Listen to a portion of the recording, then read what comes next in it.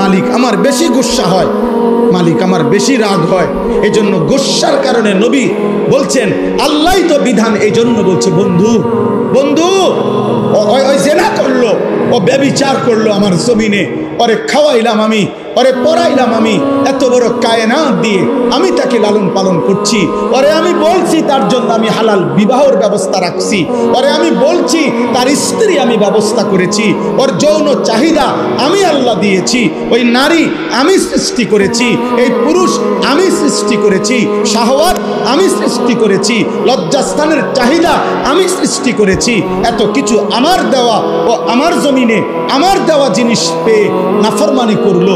আল্লাহর নবীকে আল্লাহ বলছে বন্ধু খবর লাগান, এটা যদি বিবাহিত পুরুষ এবং নারী হয়, এই জেনাকার পাথর মাইরা মাইরা ফেলেন, পাথর মারে জাগাত পরে আমি বিচার করবো, আবার পরে আখেরাতে।